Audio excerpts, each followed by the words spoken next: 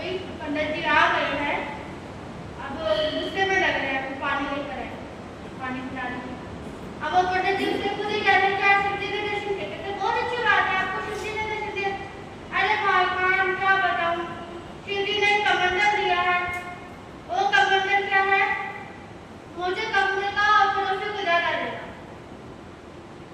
पत्नी ने तो सारी बात सुन ली, कहती कोई बात नहीं, अपना एक काम करो, चाय बनाती हूँ मैं, आप चाय पी लो। अब जैसे किसकी जन्म में गई उसने कहा कि चाय पत्ती लेना दूध है आप लेकर आओ। अब पंडित जी चले गए चाय पत्ती और दूध देने के लिए। अब पीछे से उसने क्या किया, एक चौकी बिछाई, आसन बिछाया और कमंडल रख दिया। उससे क्या मांगने लगी कि हमारा घर अच्छा सा हो जाए, ये घर अच्छा सा बन जाए। अब लोगों के दो दो घर बन गए, क्या बन गए, लोगों के दो दो घर बन गए। अब उसने अपने लिए कपड़े मंगाए तो लोगों के और भी अच्छे अच्छे कपड़े आ गए। उसे कोई फर्क नहीं पड़ता कि दूसरे का क्या हो रहा है। टीवी मंगाया, सोफा सेट मंगाया, जो भी मंगाना था मंगा लिया, जो घर की चीजें जरूरत थी वो मंगा ली। अब क्या वो पंडित जी आ रहे, वो सोच रहे हैं कि गली तो मेरी नहीं है, ऊपर से पंडितानी कहती है कि आज ही अपना ही घर है। पंडित जी को सारी चीजें पता लग गई कि भाई इसने क्या किया है, कमंडल का यूज किया है, क्या किया है, यूज किया है। अब उसको गुस्सा और ज्यादा आ गया, बैठ गया, बैठ गया कमंडल के आगे और उससे कहा मेरी एक आँख फूट जाए। क्या कहा, मेरी एक आँख फूट जाए, कमंडल के देवता मेरी एक आँख फूट जाए। अब लोगों की दो दो फूट गई। उसने कहा हाथ टूट जाए, लोगों के दोनों टूट गए। अब वो पहले सोच रहे थे, खुश हो रहे थे कि भाई अभी तो पहले सामान आ रहा था, अब क्या हो रहा है, किसी का हाथ टूट रहा है, किसी की आंखें टूट रही, किसी के पैर टूट रहे। अब क्या है, हड़बड़ी में नीचे आ रहे हैं सारे लोग, कैसे ना कैसे करके। अब उधर जो है पंडित फंस रहा है, एक हाथ से क्या कर रहा है, ताली तो बना नहीं सकता, वही वही करके बजा रहा है कि भाई खुश हो रहा है एक दूसरे को दुखी देखकर। अब क्या हुआ, उसने क्या कहा, मेरे घर के आगे एक कुआं खुद जाए। अब लोगों के घर के आगे दो दो कुएं खुद गए। क्या हुआ, जो कुआं खुला था उसमें बंदे गिरते चले गए, जो लोग थे वो जो सीढ़ियों से उतर रहे थे वो उसमें गिरते गिरते मरते प्राण चले गए। अब कमंडल के नेता ने सोच रहे हैं कि परोपकार करने के लिए इसको क्या दिया था, मैंने शिव जी ने इसको कमंडल दिया था, इसने परोपकार तो किया नहीं। अब क्या किया इसने, गलत यूज किया है, परोपकार तो किया ही नहीं। अब कमंडल के देवता प्रकट हो गए और सबको ठीक कर दिया, उसको वैसे ही रहने दिया।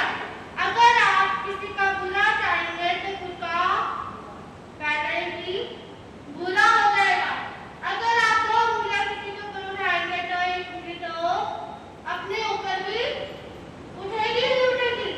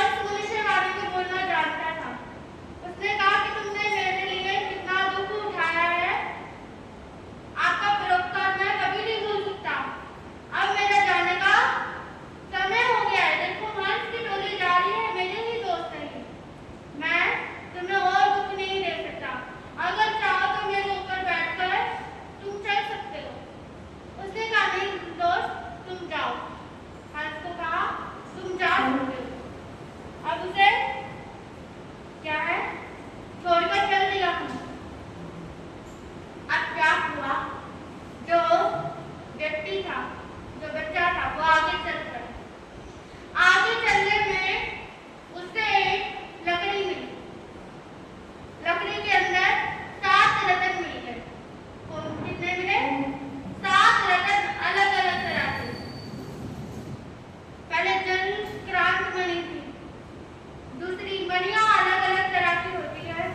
7 मणियां उसको इकट्ठी एक लकड़ी के टुकड़े में मिल गई। उसके भाग्य से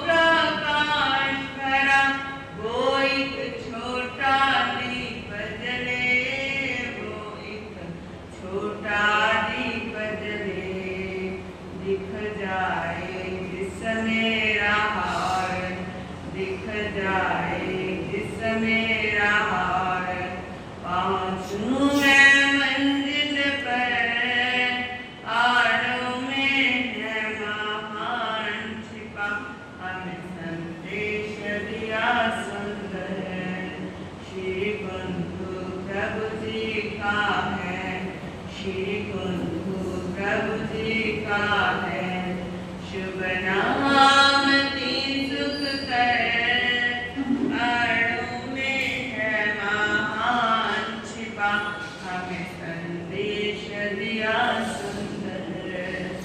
अणु में है महान छिपा, हमें संदेश दिया सुंदर। देवादिदेव शास्त्री श्री देव पूज्य गणेश जी के चरणों में भावना करता। आप सभी भव्य आत्माओं की भव्यता को मेरा प्रणाम स्वीकार। गुरु कृपा से जो कुछ भी सीख रही उसे कुछ देर आपके समक्ष रखने का प्रयास करें। धर्म प्रेमी बंधुओं, माताओं एवं बहनों,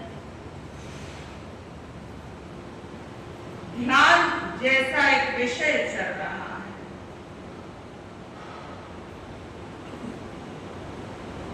उसे कायोत्सर्ग भी कहा जाता है, उसे व्युत्सर्ग भी कहा जाता है।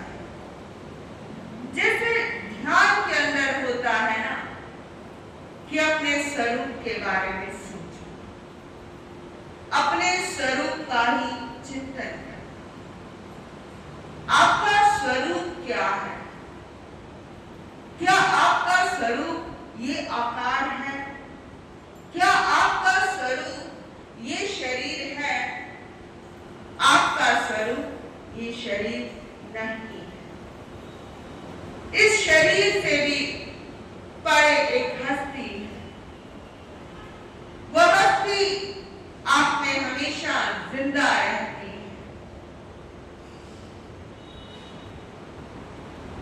शरीर जल जाए तब भी वो रहता है, शरीर गल जाए तब भी वो रहता है, शरीर सड़ जाए तब भी वो रहता है।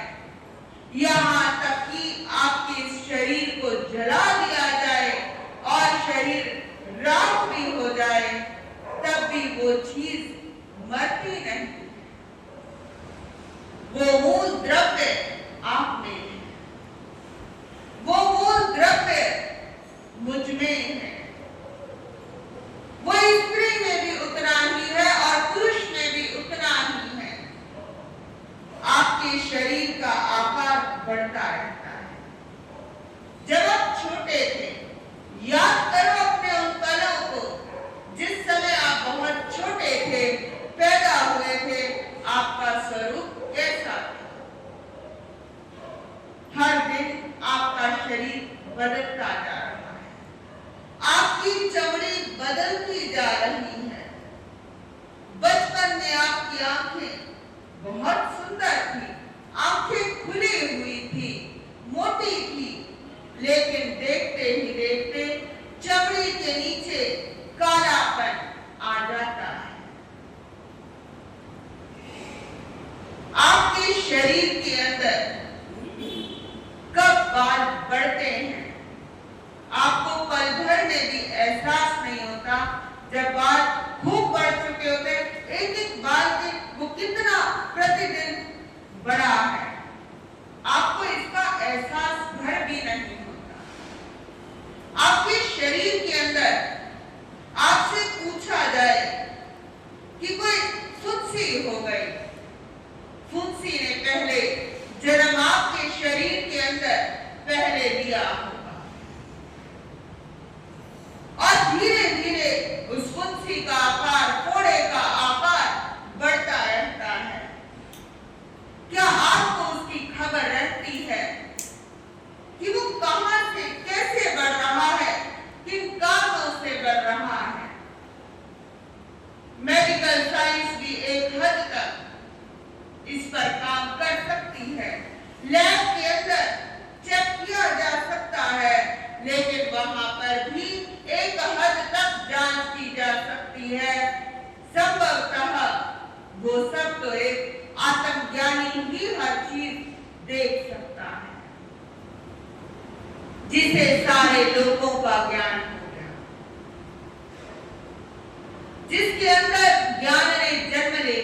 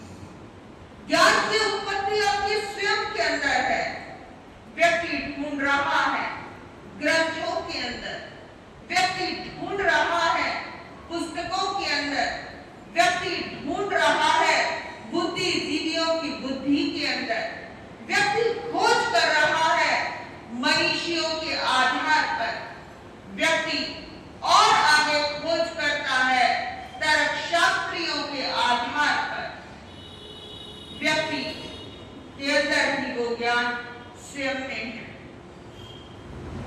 आप हल्के होने लगते हैं। जैसे जैसे आप अपने शरीर का चिंतन करने लगते हो, आप भारी होने लगते हो।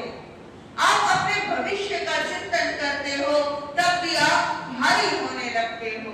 जब आप अपने वर्तमान के बारे में सोचने लगते हो, तब भी आप भारी होने लगते हो।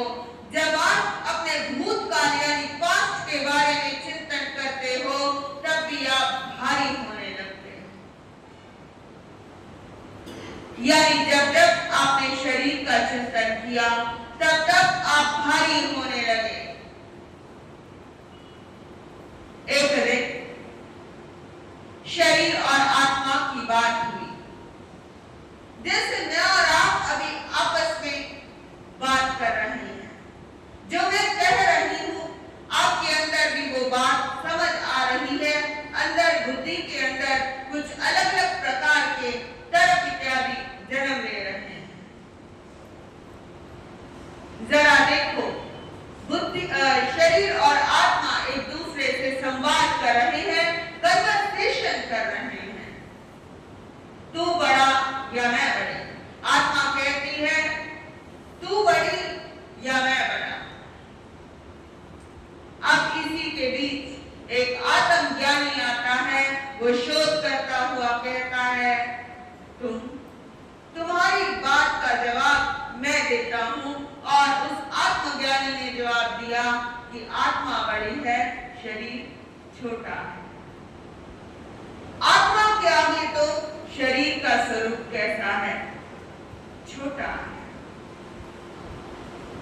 आत्मा और शरीर के बीच फिर आगे बात हुई कि भाई टेम्परेरी कौन है और परमानेंट कौन है। फिर इसी बीच एक और आत्मज्ञानी आता है और वो कहता है, शरीर को कहता है अरे तुम झगड़ो मत। शरीर कहता है मैं बड़ा। हर व्यक्ति का अभिमान कहता है ना कि मैं बड़ा हूं।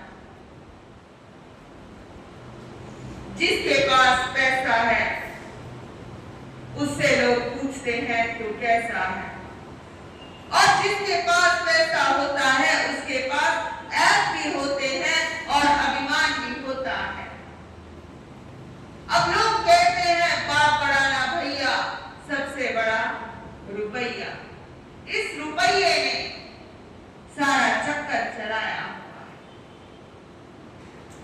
जो जीरो है ना, जीरो वैसे कुछ मैटर नहीं करते, लेकिन जीरो आपके धन को बढ़ाने में बड़ा मैटर करती है। अब देह और आत्मा के बीच में संवाद हो रहा है।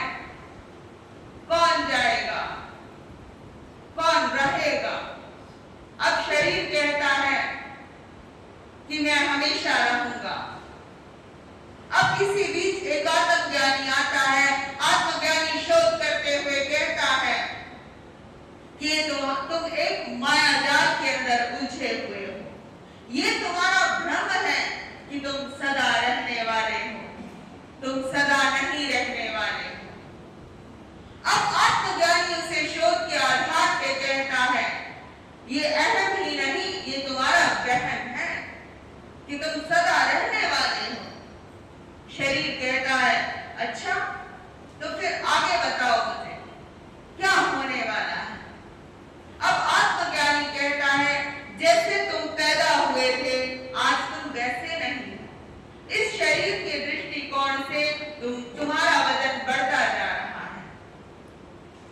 प्रारंभ में 1 किलो 2 किलो के थे और अब तुम्हारा वजन 60 किलो का हो चुका है।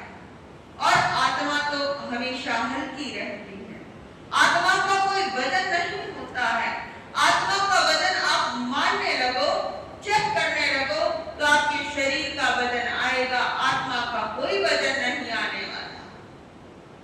सनातन परंपरा का एक बहुत सुंदर दर्शन है, वेदांत दर्शन।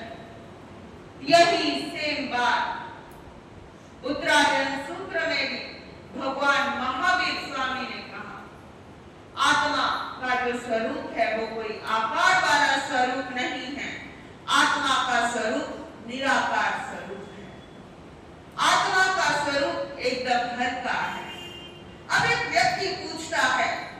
कि भाई ये फिर साइज कैसे बढ़ता है। अब एक छोटा बच्चा है, उसका आकार है, इतना आकार है, धीरे धीरे उसका आकार बढ़ रहा है, तो आत्मा का भी क्या साइज बढ़ता है। आत्मा के अंदर प्राण है, उसी के आधार पर साइज बढ़ रहा है।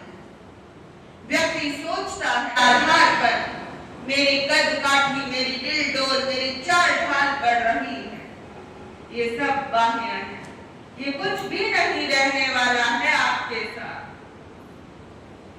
जिस दिन आप जाओगे, आप अकेले जाओगे, और आप अकेले कौन हैं? मैं केवल आत्मा हूं। श्री आचार्य सूत्र के अंदर भी ये कहा गया, न जाने कितने जन्मों के अंदर तुम पृथ्वी का रूप बने, कितने लोगों ने तुम्हें कुचला था, कितने लोगों ने तुम्हें रोंदा था, और कितने जीवों ने तुम्हें मसला था। अब भी तुम, हे चेतन, तुम जाओ जाओ। आप देखिए कितनी बार आप पानी के जीव बने थे। व्यक्ति भूल जाता है, अपनी औकात को भूल जाता है कि मैं कैसे कैसे अपनी यात्रा करके आया हूं, मेरी क्या हैसियत थी, और आज मुझे मनुष्यत्व का एक चोला प्राप्त हुआ है, और फिर भी मैं नहीं सुधर पा रहा। श्री कृष्ण ने भगवत गीता में कहा, उत्तिष्ठत् जागृत, उठो और जागो। जब तक व्यक्ति उठेगा नहीं, तब तक वो जागेगा कैसे? जागने का प्रोसीजर पहले तो ऐसा होगा ना कि पहले उसे उठना पड़ेगा। आप घर से चलकर यहाँ पर आए, पहले आप उठे होंगे, मन के अंदर एक धारणा बनाई होगी कि महाराज जी प्रेरणा देने आए थे, हमें जाना है। महाराज जी प्रेरणा देने आए थे, हमें जाना है। उठने की पहले कल रात्रि में ही धारणा बनाई होगी कि सुबह हमें जाना है। उठे, उठने के बाद ही तो जागरण की विधि शुरू हुई ना। अज्ञानी कहता है जो जागता है वही पाता है, जो जागता है वही पाता है, जो जागत सो पावत, और जो सोता है वो खोता है, जो सोवत है सो खोवत है, जो सोता है वो खो देता है। अब शास्त्रकार और आगे की बात कहते हैं, उठिए मां कमाए, उठो और प्रमाद का त्याग कर दो। Wake up and stop laziness. उठो और प्रमाद का त्याग कर दो। कई बार व्यक्ति उठ जाता है, आप घर में होंगे, आपने सोचा होगा कि भाई रोज की तरह ही मैं क्या करूं, मैं आज भी सो जाता हूं। बहुत सारे व्यक्ति ऐसे भी होंगे, कल चले जाएंगे, परसों चले जाएंगे, आज नहीं उठते। आज हम सो जाते हैं, नींद प्यारी है, भोजन प्यारा है, अभी हम ये भोजन खा लेते हैं, अभी हम अपने शरीर की लीपा पोती कर लेते हैं। कल से 2-4 दिन के अंदर हम जाएंगे, क्योंकि सारा का सारा जो सिस्टम है आपका किस पर टिका हुआ है? टिका तो आत्मा पर है, लेकिन आपकी जो धारणा बनी हुई है वो शरीर पर टिकी हुई है। आपकी जो सारी की सारी नजरें अपने शरीर पर टिकी हुई हैं और दूसरे पर टिकी हुई हैं। जब जब तुम दूसरे को देखते हो, हे जीव, हे चेतन, तुम अपने कर्मों के बंधन को बांधते हो। और जब जब तुम्हारी दृष्टि अपने पर पड़ती है, तुम्हारे सारे पाप धुलते चले जाते हैं, तुम्हारे सारे कर्म कटते चले जाते हैं। अभी तुम सांखनों के अंदर बंद हो, अभी तुम सांखनों के अंदर बंद हो, चारों ओर तुम्हारे सांखले बंधी हुई हैं, तुम्हारे चारों ओर बेड़ियां बंधी हुई हैं। प्रतिदिन क्या होता है? खाया, निकाला,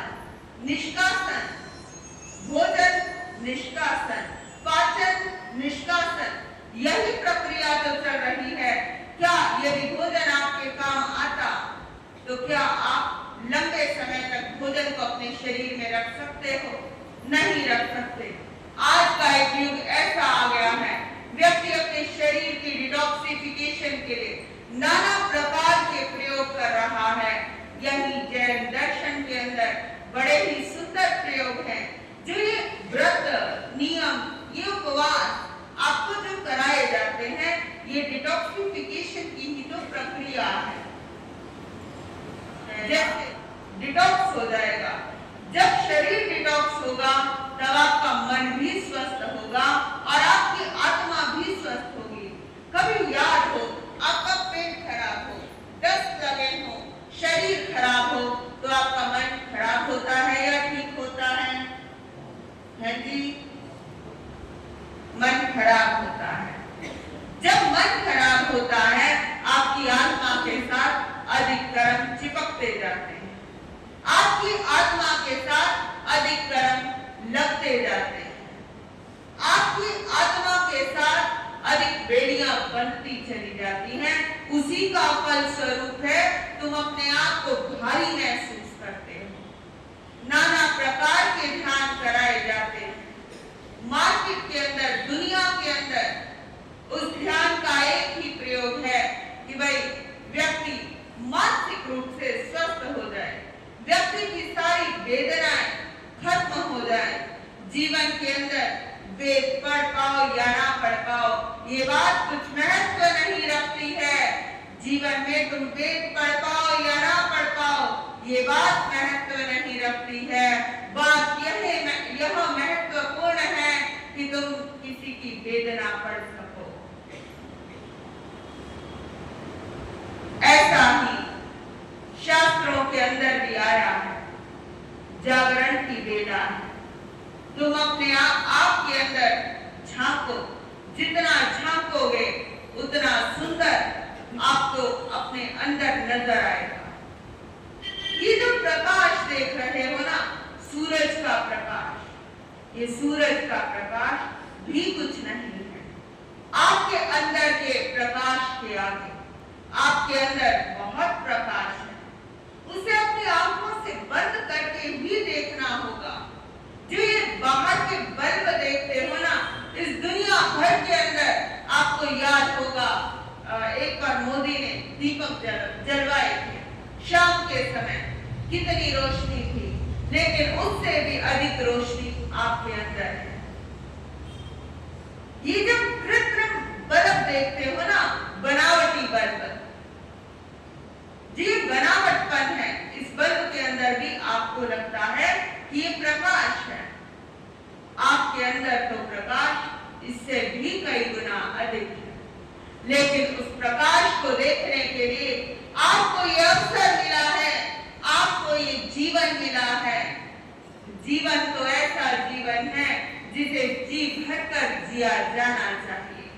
आप अपने इस जीवन को जी भरकर नहीं जीते, आपने तो अपने जीवन को वन जैसा बना लिया है। जैसे जंगल के अंदर कहीं भी घास फूस उग जाते हैं और समय आने पर उसे पशु पक्षी खाकर चले जाते हैं, आपने भी अपने जीवन के अंदर ऐसे ही विकार, इंद्रियों से संबंधित विकार अपने साथ अटैच कर लिए हैं, अपने साथ जोड़ लिए हैं। तो उन चीजों से जरा अलग होइए। जो संग में भी निसंग रहे, उनकी समता ना भंग रहे। जो संग में भी निसंग रहे, उनकी दुनिया ना भंग रहे। जो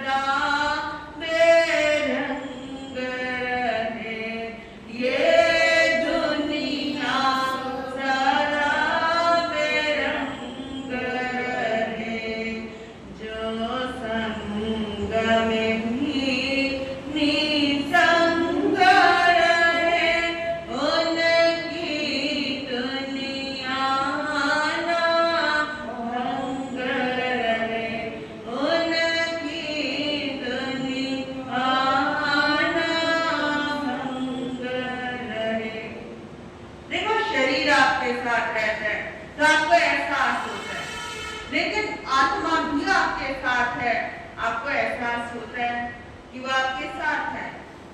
सामान्यतः किसी भी व्यक्ति को एहसास नहीं होता।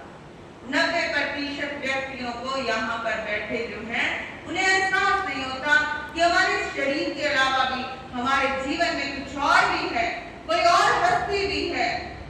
एहसास नहीं होता। जो लोग एहसास कर लेते हैं वो अपने जीवन के अंदर कल्याण के घर को प्राप्त करते हैं।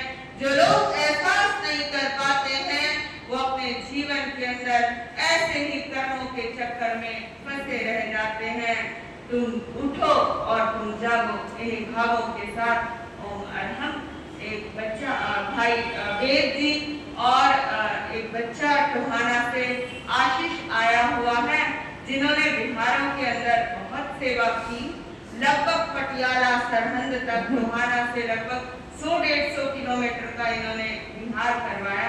बहुत सुंदर इन्होंने लाभ दिया और ये बच्चा यूपीएससी कर रहा है, अब यूथ एक्सीलेंस के लिए बड़ा काम कर रहा है, सोशल सर्विस बहुत सुंदर ढंग से कर रहा है। तो बहुत अच्छा गाता भी है, बहुत बड़े बड़े मंचों पर मंच संचालन भी करता है, बहुत स्कूलों के अंदर, कॉलेजेस में, यूनिवर्सिटीज के अंदर ये अपना बहुत सुंदर काम कर रहा है। भगवत गीता को फैलाने में इसका बहुत बड़ा महत्वपूर्ण योगदान है, जिससे लोगों के अंदर बड़ी क्लैरिटी आ रही है। बच्चे जो युवा लोग हैं मोबाइल से लगे हुए हैं, वो मोबाइल से हट रहे हैं, नाना प्रकार के व्यसनों से जो जुड़े हुए हैं, जो एक बार इनके भाषण को सुन लेता है वो बड़ा बहुत ज्ञान अर्जित करता है कि भाई मैं उस पर फोकस करता है। इन्होंने अपना टारगेट पॉइंट स्कूल और कॉलेज ही रखे और चलो आज शांति कहाँ